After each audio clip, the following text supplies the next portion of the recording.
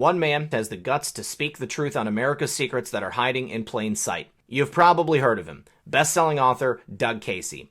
He's been called America's top legendary speculator, and every major political and economic forecast Doug has ever made over the last 3 decades came true. His research shows a major stock crash is around the corner, and it could be triggered by a powerful group of individuals whose efforts are intended to simply sabotage Donald Trump's presidency. And the worst part? Hardworking Americans who saved diligently for retirement are the ones who will feel it the most. We've documented how Doug expects this market crash and recession to play out, how it's aimed at the Trump presidency, and who's behind it. And yes, what simple steps you should take now if you want to survive financially and live peacefully under the radar when it all goes down. To watch this free presentation, go to www.badnews2020.com and watch for free. Once again, that's www.badnews2020.com and listen to what Doug has to say.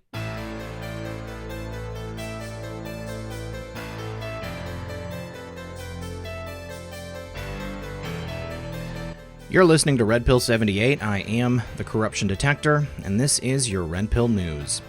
I want to thank everyone for joining me. We have got quite a bit of news to go over today.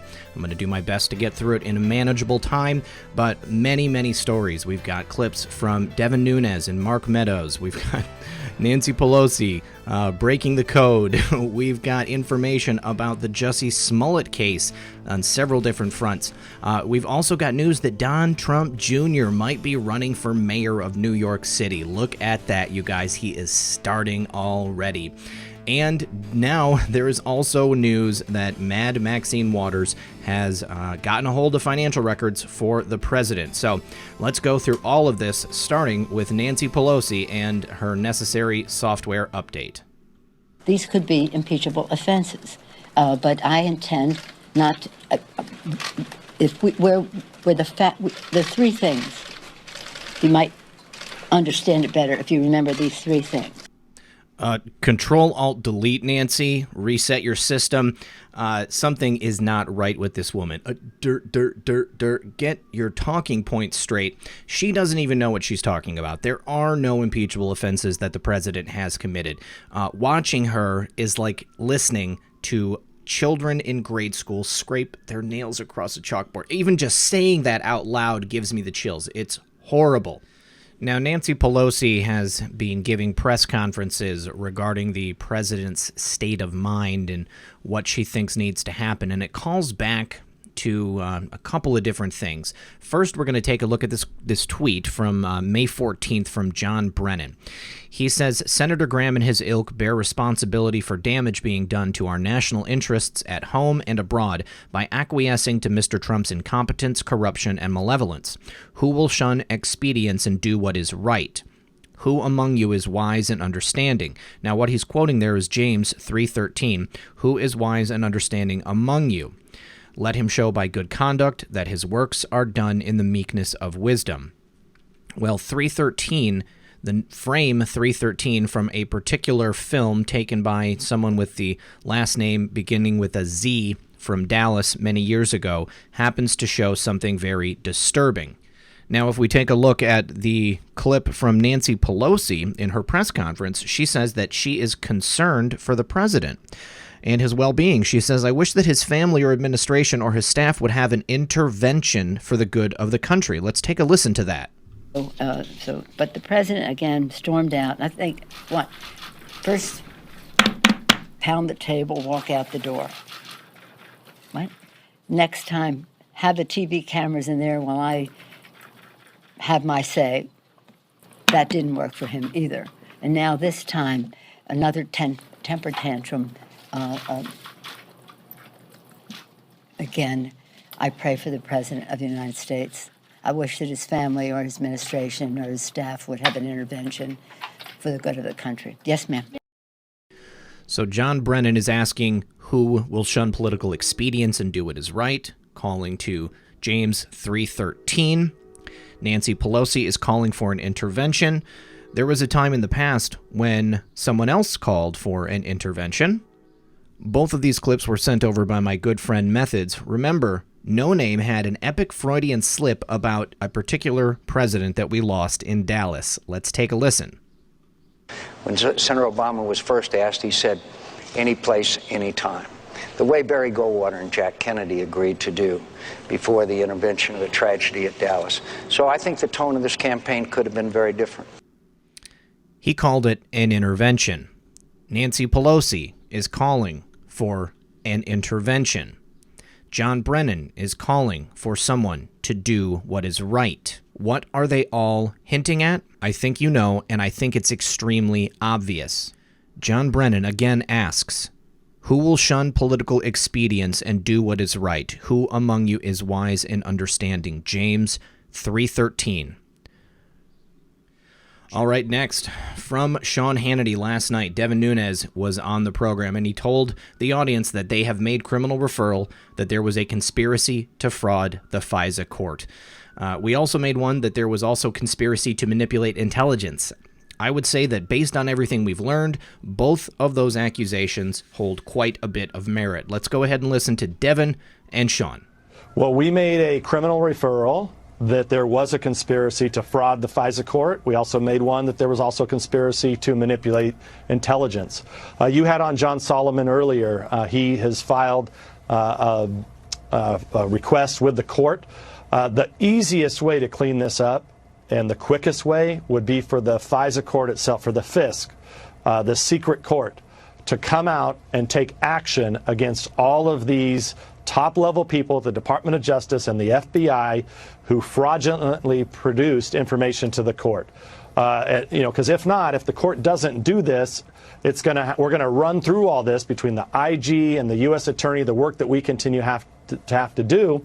And look, at the end of the day, it's not going to be believable that we should have a secret court in this country if they can't take action to enforce people that deliberately lie to them.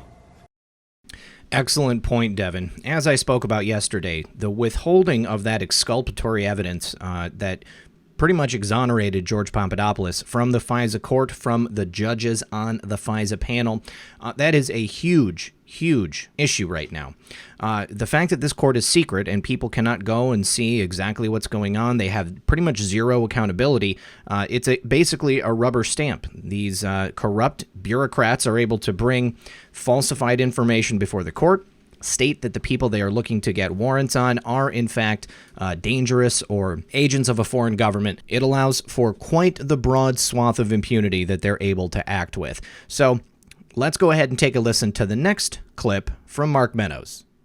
You know, you got to get to the time to release some of this stuff. But for us, it's about a search for the truth, Sean. And I can tell you, there's information coming that will curl your hair. I can tell you that the reason why it's so visceral, the response from the Democrats is so visceral right now, is because they know, they've seen documents. Adam Schiff has seen documents that he knows will actually put the finger pointing back at him and his Democrat colleagues, not the President of the United States. And so that's why you're seeing it.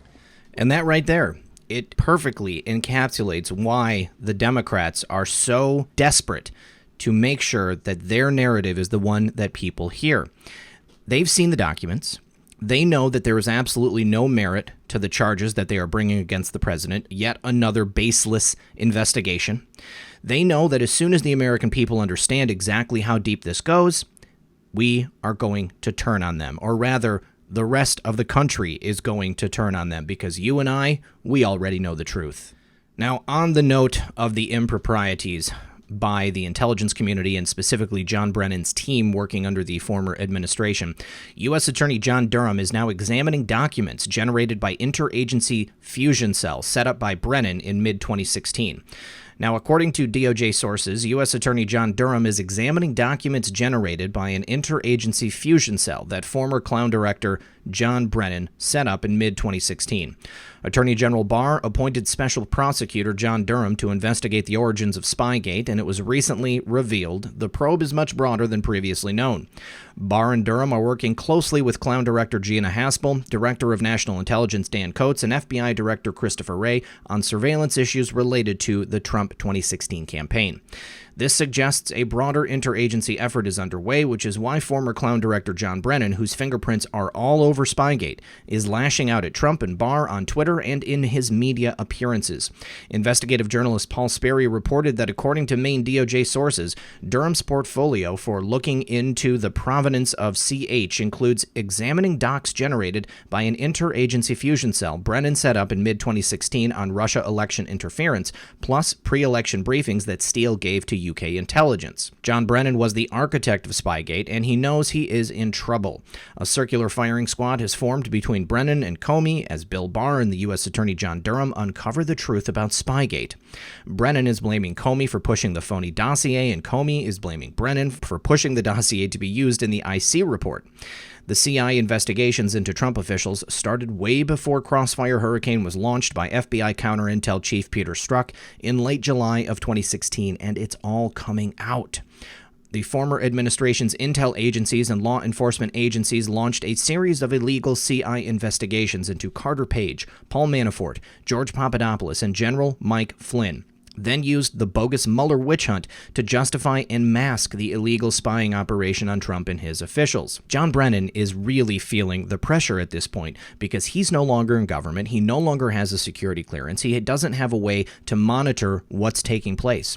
So he's probably getting information secondhand. He's getting it after the fact, and he is literally sitting on the edge of his seat, waiting for the moment that they are going to come arrest him. Once this information is released to the public, once this investigation has completed, and we all of us understand exactly what's going on, there will be no way for him to hide any longer. John Brennan no longer has the cover that he once had. He can no longer act with impunity on his part. He is now a sitting duck. So sit back, relax, and eat your popcorn.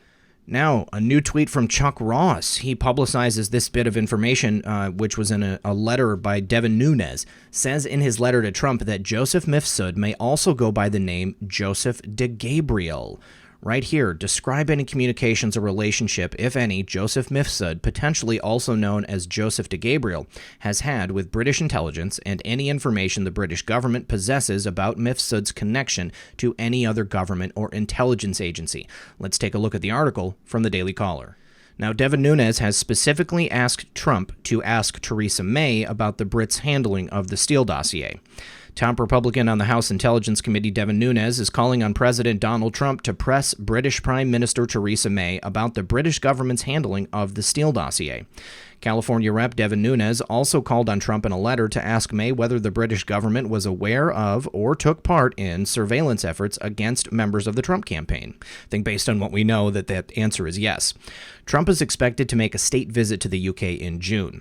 The trigger for Nunes' letter was a report published in the British press Sunday that Christopher Steele, a former MI6 officer, briefed high-level British government officials about his investigation into possible ties between Trump and the Russian government.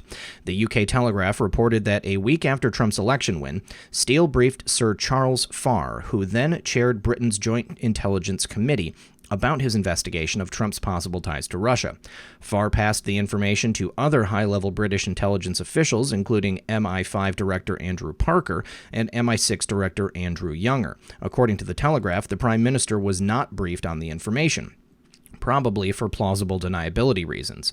Nunes asserted in his letter, which was obtained by the Daily Caller News Foundation, that the report raises important questions about the British government's role in spreading the dossier's false allegations and what actions they may have taken in response to those allegations. Nunes has led the Republican effort to investigate the FBI's handling of the dossier, which was used to obtain surveillance warrants against former Trump campaign advisor Carter Page. Republicans have cried foul because Steele's dossier was unverified when cited by the FBI. It was also, of course, funded by the Clinton campaign and the DNC. Steele's 35-page report has been all but debunked by the special counsel's report, which found no evidence of a conspiracy between the Trump campaign and the Kremlin. To better understand these matters, I respectfully request that you ask Prime Minister May about the British government's knowledge of the Steele dossier and whether the British government took any unilateral actions based on information provided by Steele or at the request of any U.S. departments or agencies, Nunes wrote in the letter. Nunes listed 7 areas he hopes Trump will discuss with May. He wants to find out if any British officials tasked Steele with gathering additional information on Trump, as well as whether British intelligence discussed Steele with their American counterparts. One question listed by Nunes could cause some stress in the U.S.-UK relationship. Is the British government aware of, or did it give permission for, or did it participate in, activities by any government to surveil or otherwise target active or former associates of the Trump campaign, if any such surveillance or activities took place? At least one FBI informant had contacts with Trump campaign advisors on British soil. Stefan Halper, a former Cambridge professor, met at Cambridge University in July 2016 with Carter Page. He hosted Trump aide George Papadopoulos in London on September 2016. Halper was accompanied during the Papadopoulos operation by a woman he claimed was his assistant, but the woman, who went by the name Azra Turk, was actually a government investigator. The New York Times, which first reported Turk's role, also reported the British government was aware of the operation but did not take part. Here, of course, is the letter in full from Devin Nunes to President Trump.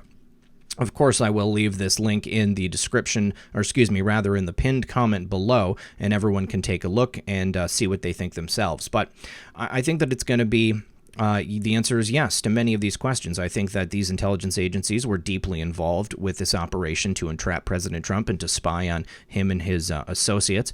I think the answers are definitely going to put a little strain on the relationship between the U.S. and the U.K. I think that the resignation of Robert Hannigan, the previous director of MI5 prior to Andrew Parker, probably has something to do with this whole Spygate scandal.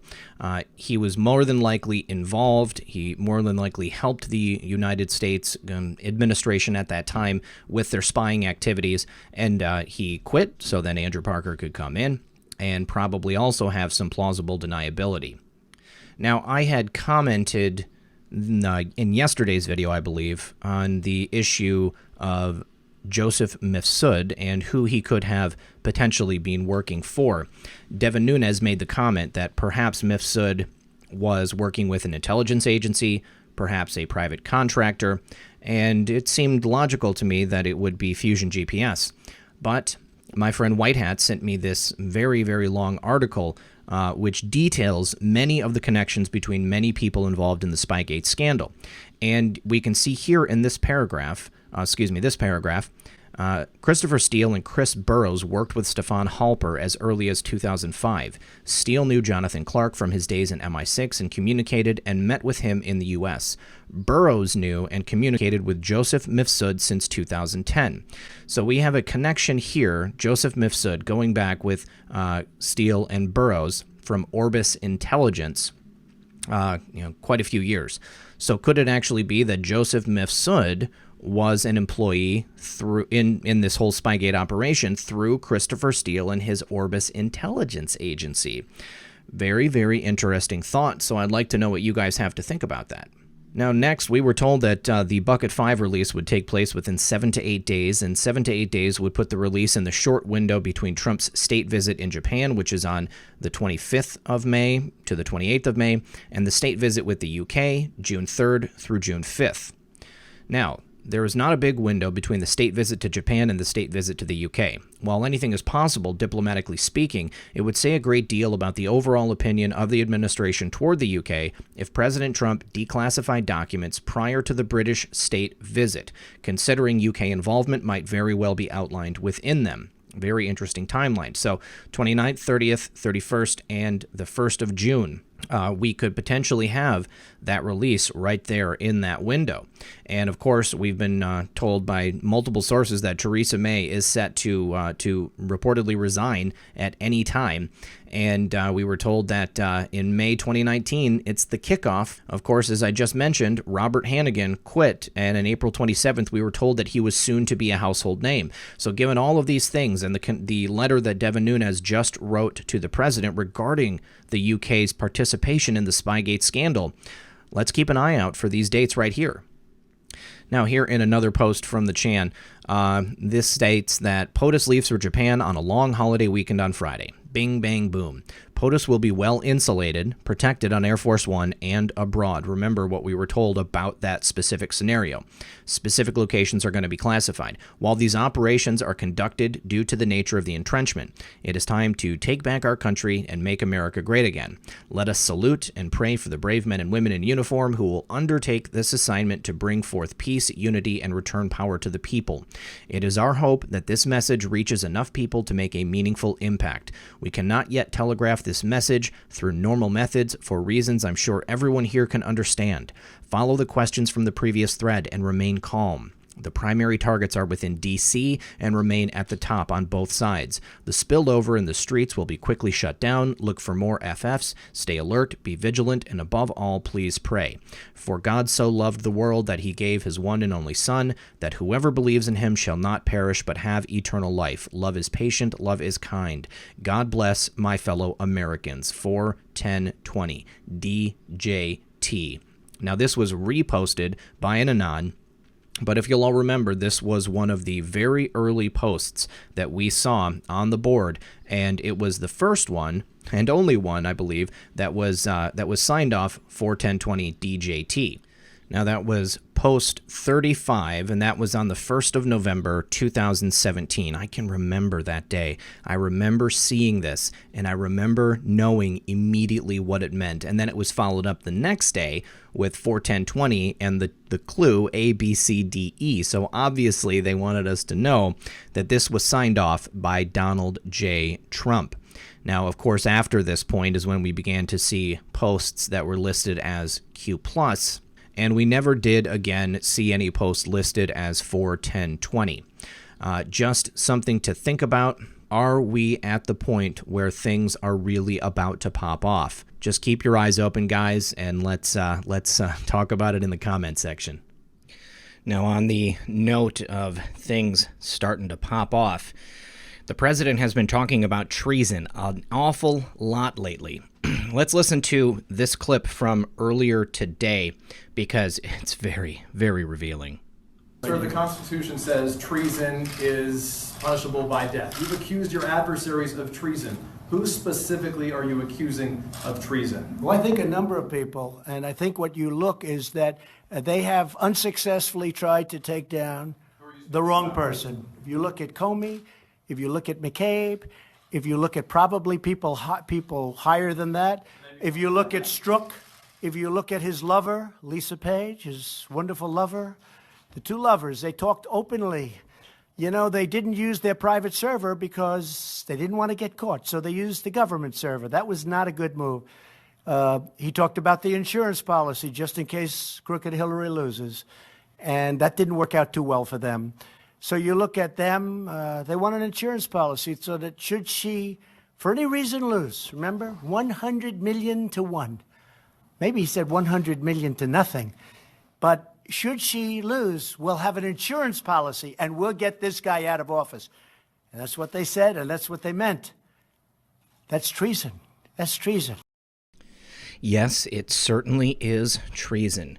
We have indisputable evidence that this group of Trump haters were working to foment a coup against a duly elected president of the United States of America. And that, my friends, is not something we take lightly.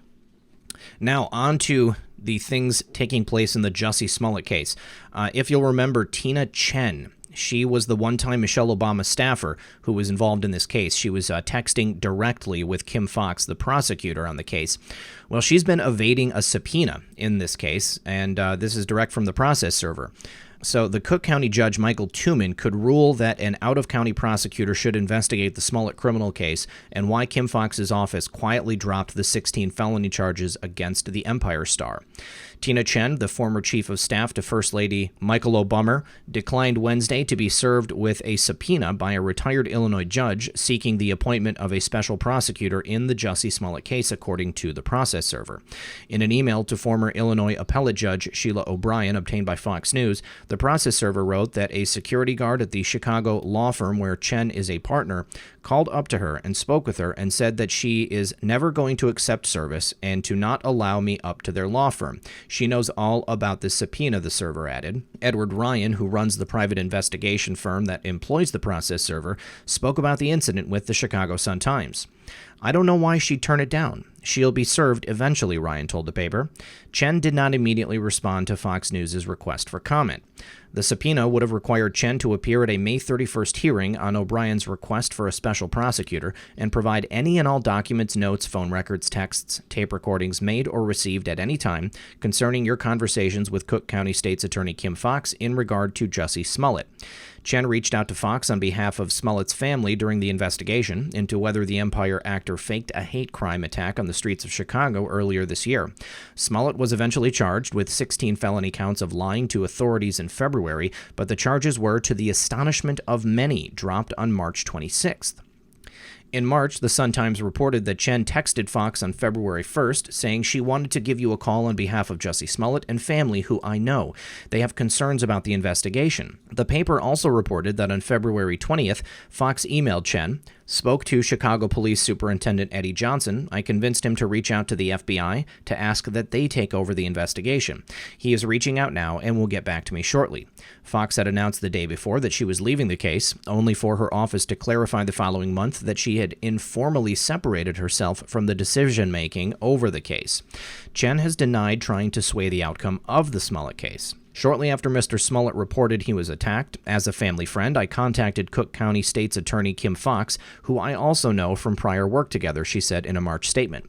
My sole activity was to put the chief prosecutor in the case in touch with an alleged victim's family who had concerns about how the investigation was being characterized in public. Cook County Inspector General Patrick Blanchard is investigating how Smollett's case was handled. O'Brien also has requested that Fox and her top deputy, Joseph Maggots, appeared in court next week and produce their internal files. Well, we may not have to wait for long because a judge has ruled to unseal documents in this case, and the records are expected to be released today. Charlie DeMar on Twitter said State's Attorney's Office fought to keep the case sealed. Now SAO will have to hand over previously sealed documents. Let's go ahead and take a listen to this statement from the Cook County State's Attorney's Office. Seal allowed in light of the sealing order. Now that that order has been vacated, the State's Attorney's Office will review its files and will turn over any documents that were previously sealed as a result of the sealing order that are now available to the public. And I would refer you all to the FOIA officer at the State's Attorney's Office in connection with the timing of the production of those documents. Thank you. Next, Mad Maxine Waters has gotten her grubby mitts on President Trump's financial records from both Wells Fargo and TD Bank. NBC News has reported that 2 out of the 9 financial institutions have already complied with subpoenas issued by the House Financial Services Committees and handed over thousands of documents to them. Wells Fargo and TD Bank are 2 of the 9 institutions that have so far complied with subpoenas issued by the House Financial Services Committee demanding information about their dealings with the Trump Organization, according to the sources. The disclosures by these 2 banks haven't been previously reported. Both TD Bank and Wells Fargo declined to comment for this story. Wells Fargo provided the committee with a few thousand documents, and TD Bank handed the committee a handful of documents, according to a source who has seen them. The committee, led by Representative Maxine Waters of California, is especially interested in the president's business relationship with Russia and other foreign entities. Imagine their shock and surprise when they learned that there is no dealings with Russia. Maxine Waters said on MSNBC's Hardball on Wednesday, "We don't have information to share with you at this time about what we've learned from these documents." Representative Maxine Waters also sent subpoenas to Citigroup, Morgan Stanley, Royal Bank of Canada, and Toronto Dominion Bank and JP Morgan Chase. Earlier Wednesday, Edgardo Ramos, judge of the U.S. District Court for the Southern District of New York, a former administration's appointee, ruled that Deutsche Bank and Capital One can turn over Trump's financial documents to the House Democrats in response to a subpoena. Pencil neck Democrat Adam Schiff, the leaker and head of the House Intelligence and Financial Services Committee Chairman Maxine Waters, subpoenaed the Trump family bank records with Deutsche Bank in mid-April because they can. Just 2 days ago, another former administration judge ruled Trump's former accounting firm, Mazars USA, had to comply with a congressional subpoena. This right here is presidential harassment. The subpoenas issued to Deutsche Bank and Capital One by chairpersons Schiff and Waters are unlawful and illegitimate, Trump's lawyers said in a statement last month. They seek information going back decades from anyone with even a tangential connection to the president, including children, minors, and spouses. Every citizen should be concerned about this sweeping, lawless invasion of privacy. We look forward to vindicating our clients' rights in this matter. President Trump is sick of the phony investigations launched by the rabid Democrats and said he will not work with the lawmakers on an infrastructure deal until they stop harassing him with Soviet-style investigations. The Democrats are digging into every aspect of President Trump's life, searching for a crime. Stalin would be proud. Uncle Joe is beaming down on the Democrats as we speak. They are clearly going towards full communist investigation tactics, seeking out crimes when there is absolutely no evidence of crime. They are going to dig and pore through every aspect of President Trump's life, and they are going to put our government at a standstill. It is disgusting the way that they are behaving, and I firmly hope that President Trump's legal team is able to vindicate him in this matter. Now, next, a bit of good news. There's a report that Donald Trump Jr. is weighing a run for mayor of New York City. According to a report from Page 6, drums are beating that Donald Trump Jr. would like to run for mayor. From the report, it says, "We are not talking some parched sod in Iowa where the corn is as high as a Democrat's eye. Kiddies, mother is saying, friends are saying, he is saying he'd like to run for mayor of New York City." Trump Jr. is wildly popular among the president's base. I can definitely attest to that. Earlier this month, de Blasio announced that he will be running for president in the Democratic primary. He was the 24th candidate to announce in a crowded field. President Trump ripped de Blasio as the worst mayor in the United States in a video following his announcement that he's running for president. In a tweet prior to his official announcement, President Trump said that the Dems are getting another beauty to join their group. Bill de Blasio of NYC, considered the worst mayor in the U.S., will supposedly be making an announcement for president today. He is a joke, but if you like high taxes and crime, he's your man. NYC hates him. That's right. Bill de Blasio was not welcomed with open arms by anyone on the Democratic side, and the vast majority of New Yorkers do not want him to run for president because they are not happy with his performance as mayor of New York City. Rife with scandals, cover-ups, financial mismanagement, Bill de Blasio is a real character on the political scene. I don't see him going very far, and I'm very, very happy that Donald Trump Jr. is weighing this mayoral run. I think that he would be great for the city and the citizens of New York, and I certainly look forward to following the story as it pans out. Now, finally, guys, I don't know if anyone, or many of you probably, have seen this article from the Daily Beast, but this writer, Will Sommer, who has made a bit of a name for himself writing hit pieces on the movement, has connected several prominent individuals in the movement with this group, Ramtha's School of Enlightenment. We won't say the C word here. But what's going on is that In the Matrix and Shady Groove have agreed to speak at a conference at this center that they have, this compound, the Ramtha School for Enlightenment. Thank you to them for agreeing to come on the program for the live stream on Friday. They're going to address some of the claims made in this article and present their position as to why they think it's a good idea to go on the show. And then on Saturday night, we're going to have a follow-up with a panel of people talking about the Ramtha School for Enlightenment, and it will include people or people associated with individuals who, after some time, stepped away from the group. This is a question of optics, in my opinion, but I am not here to tell you who to trust. I am not here to tell you who to believe, and I'm certainly not here to tell you to read the Daily Beast.